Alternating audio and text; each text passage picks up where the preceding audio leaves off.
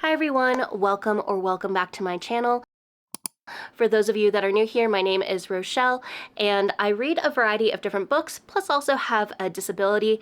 And today what we're going to be doing is not only another book haul, but I'm also going to be giving a little bit of information about how I get a lot of free books, in case if you're curious. So if that's something that's right up your alley, stick around because we're gonna go through a quick little book haul first, and then I'll give you all the tips at the end of the video about how I get a lot of free books from publishers. So hope you stick around, and let's start with the fun stuff, which is my favorite part, being the book haul. So for those of you that know, I was away for some stuff, and when I came back, I had a lot of book mail from publishers.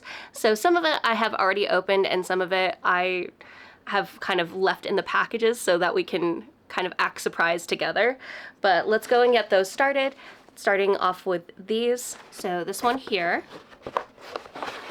This one is Spark of the Everflame by Penn Cole. This is book 1, and it's also an edition that has these gorgeous sprayed edges. For those of you that are new to my book haul videos and what I do, I usually read the first few sentences on the back of the book just so you can get a little bit of an idea of what the book is about. And also I want to apologize for the way I sound. I am getting over a cold, so that's why I sound a little bit wonky right now. It says, when old secrets catch fire, everything will burn. An immortal world colonized by the gods and ruled over by the Descended, their cruel magical offspring, Diem Bellator yearns to escape her poor village. Her mother's sudden disappearance and the discovery of a dangerous secret about her past offer Diem an unexpected opportunity to enter the dark world of Descended royalty and unlock the web of mysteries her mother left behind. So I was really wondering if I was going to get the first book, because right when I got back from my trip, I opened up a package and discovered that I got the second book, and it's this one that has these beautiful sprayed edges, and I was like, oh, this is amazing, but now I need to get the first book because I want to get matching sprayed edges, or, you know, something that will go together on the bookshelf. So I got the first one, and I'm so excited that I'll be able to display both of these books together on my bookshelf, but also start reading this series because it has been something on my list for a while and I just haven't gotten to it yet. Then the next one is Far and Away by Amy Popoel. Popoel? I don't think I'm saying that right, but this is how you spell the author's name. And it says, perfect strangers, Greta and Lucy have agreed to a house swap, and boy are they going to regret it.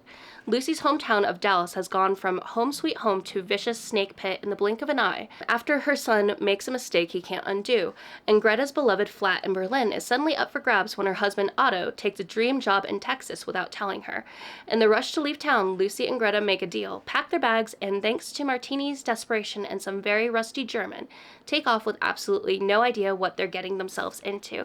This sounds like the perfect book to read for the summer, especially if you might be like me and don't have any travel plans but want to live vicariously through others. This might be a book that's the perfect escape for that, so I am so excited to go and read this book this summer. And this is from Atria, and these two books were also from Atria. I am an Atria partner. And then we have The Innkeeper's Song by Peter S. Beagle. I really love the cover, and I'm so curious about the fox companion on here.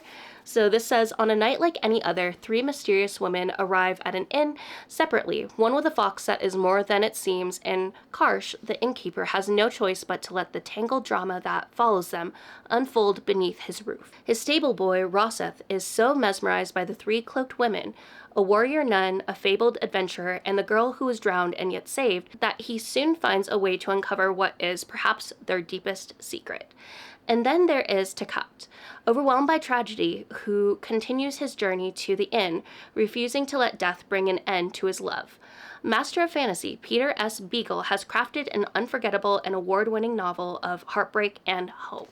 This sounds so interesting, and for some reason this is just screaming Ren Fair vibes for me, or something that I would want to read around Ren Fair season. And since we're finally in the summer for Colorado, starting actually this weekend that we're on right now, this weekend is the first opening weekend for Ren Fair in Colorado, and so this is going to definitely be a book that I read this summer just to get me in a lot of those vibes, but I can't wait to start reading it. And this one is actually from Saga Press. Then we have Strange Folk by Ali Dyer. I don't know if I'm saying that name correctly, so I apologize there. Lee left her hometown in Appalachia at 18 without a backward glance. She wanted nothing to do with the generations of her family who tapped into the power of the land to heal and serve justice in their community. But when she flees California with her 2 children at the end of an unhappy marriage, she reluctantly returns to Craw Valley to live with her grandmother, Belva.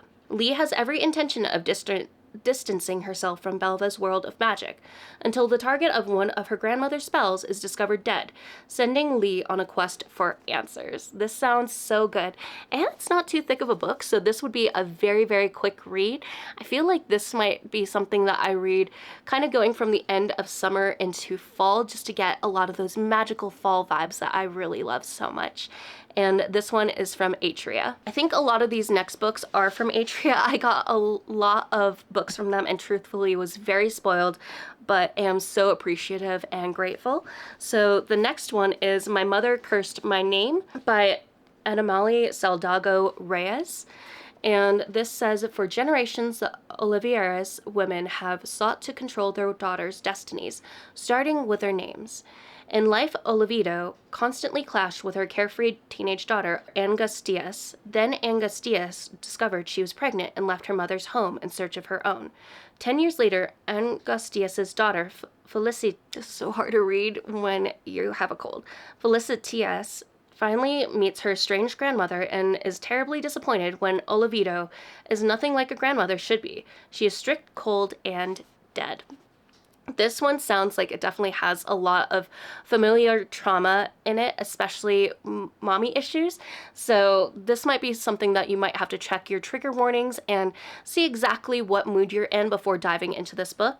And this is Atria as well. Then I have You Made a Fool of Death with Your Beauty by Akawake Amezi. And I believe this book is one that would be perfect for Pride Month, especially if you're looking for a book that will go and fit that. I do have a summer book bingo, so if you're looking for something, this could be right up your alley. This says, Faye Adekola wants to learn how to be alive again. It's been 5 years since the accident that killed the love of her life, and she's almost a new person now. An artist with her own studio, sharing a brownstone apartment with her best friend Joy, who insists it's time for Faye to ease back into the dating scene. Faye isn't ready for anything serious, but a steamy encounter at a rooftop party cascades into the whirlwind summer she could never have imagined. A luxury trip to a tropical island, decadent meals in the glamorous home of a celebrity chef, and a major curator who wants to launch her art career. She's even started dating the perfect guy, but their new relationship might be sabotaged before it has a chance by the dangerous thrill Faye feels every time she locks eyes with the one person in the house who's most definitely off limits, his father. This has been a book that has been on my TBR for the longest time, and I was so excited that I got gifted this book by Atria, so I'm so excited to read this one. Then we have The Martian Chronicles by Ray Bradbury, and this is from Simon & Schuster. I can't remember if this was one that I received through Saga, so I'll have to go and check my emails and include the information up here if it is. But this is the 75th anniversary edition of this book. It says, Ray Bradbury is a storyteller without peer, a poet of the possible, and indisputably one of America's most beloved authors. But of all the dazzling stars in the vast Bradbury universe, none shines more luminous than this masterful chronicles of Earth's settlement of the fourth world from the sun. Bradbury's Mars is a place of hope, dreams, and metaphor, of crystal pillars and fossil seas where a fine dust settles on the great empty cities of a silently destroyed civilization. It is here that invaders have come to despoil and commercialize, to grow and to learn, first a trickle, then a torrent, rushing from a world with no future towards a promise of tomorrow.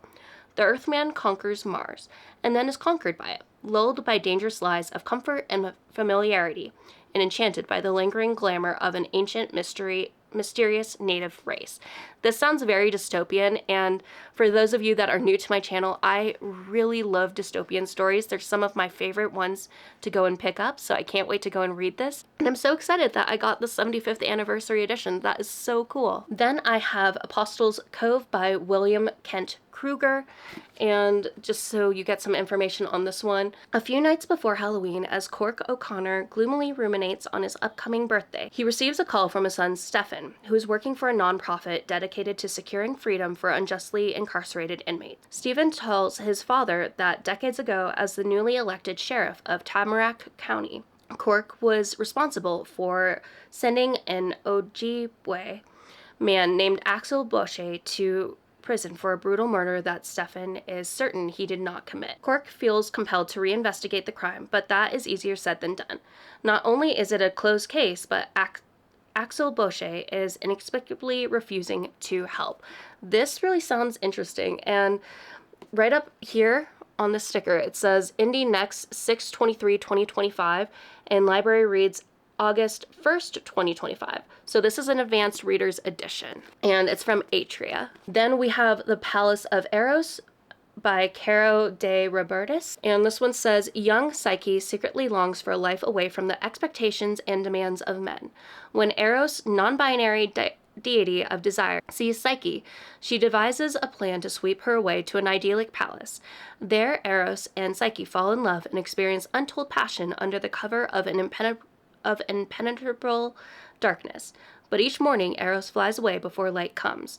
Before long, Psyche grows restless and finds herself drawn to a reckoning that will test them both and transform the very heavens.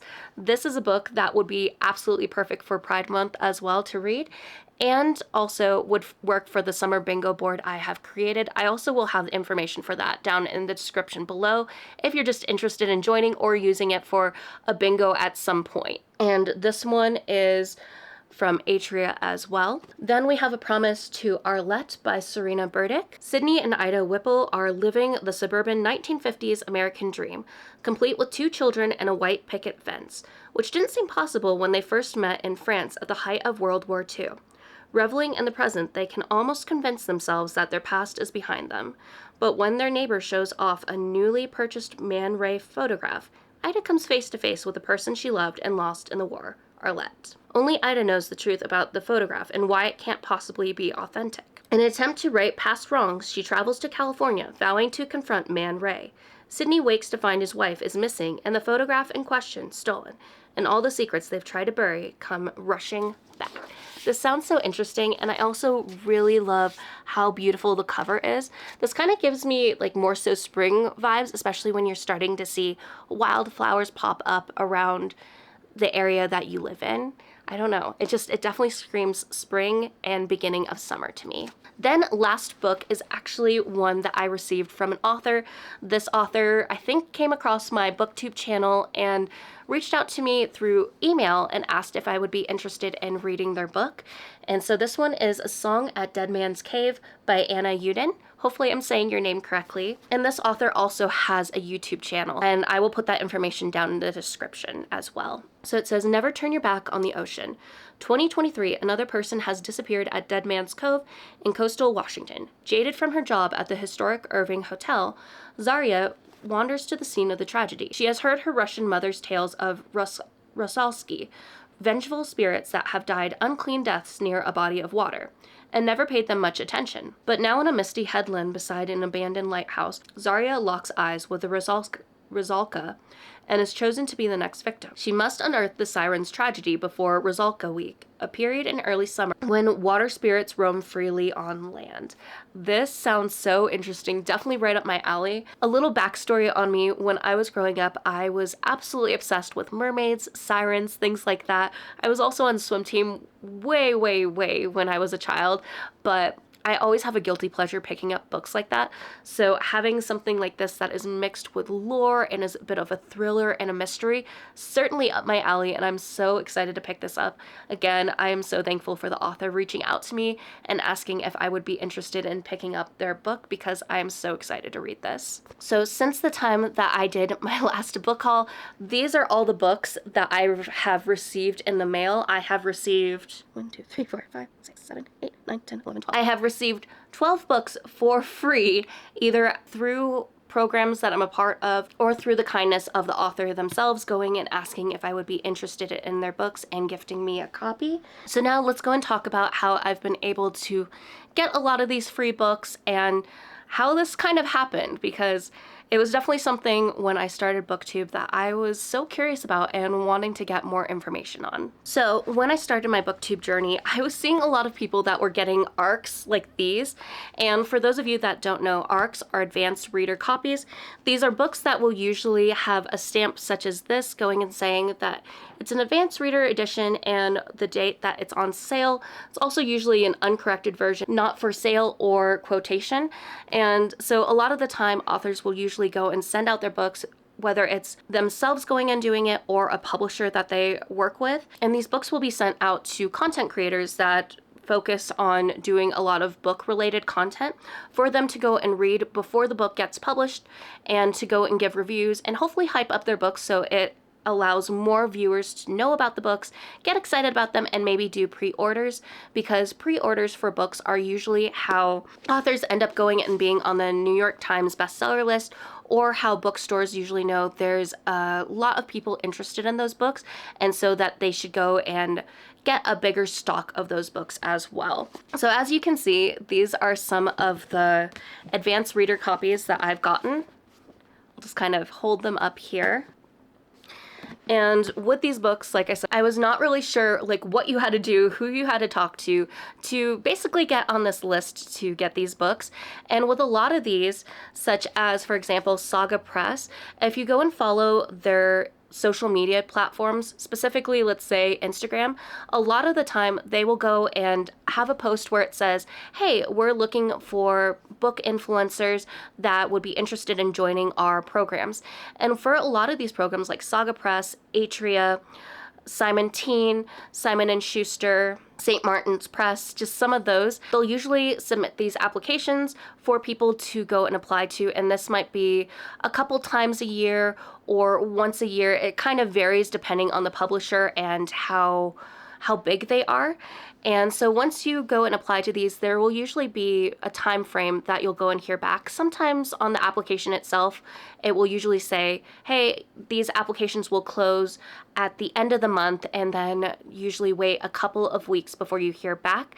The nice thing that I really like is there are some programs that will send you an acceptance email so that you are aware if you're in the program or not, whereas others, they won't really let you know if you're accepted until they send out their email with a bunch of widgets, which are basically a bunch of the books that they have available, whether they're physical copies or NetGalley editions. And that will basically be like, oh, hey, I'm actually in the program. I didn't get denied.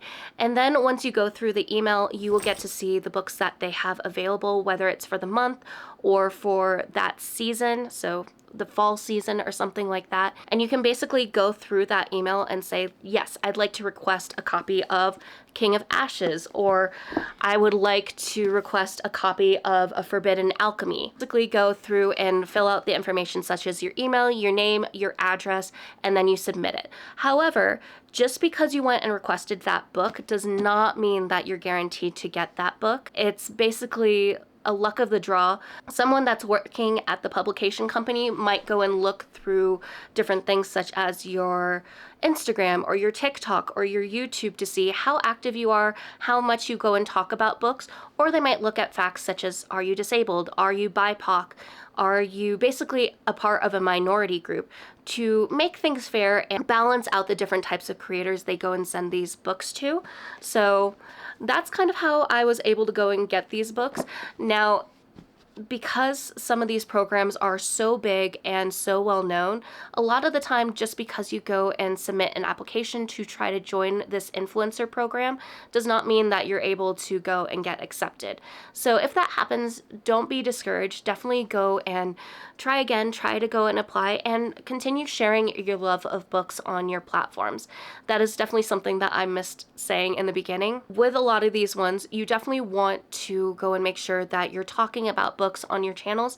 It doesn't always matter if you're going and specifically talking about a book that gets published by that publisher, but definitely helps. So just keep talking about books, sharing your love of books, and eventually you will get accepted into one of these programs. It isn't always guaranteed, but that is what I kind of did to basically get lucky enough to get sent a lot of these books. It it was something that was very confusing for me. But like I said, just go and talk about books on your platforms, and then keep an eye out on these publisher pages for when they go and have posts saying their applications are open to accept book influencers. And that's basically how it happens. You just go and keep your eye out for a lot of these different publishers and see when they're having their programs open. They'll basically have a link in their bio too that you can click on, and you can go and see if they do have an influencer program, if it's open or if it's currently closed, and when they will open it again. It's one of those things that you do have to do some research and pay attention to, just so you know what is going on. And then as far as getting books from authors themselves, that's one thing that I'm still trying to figure out.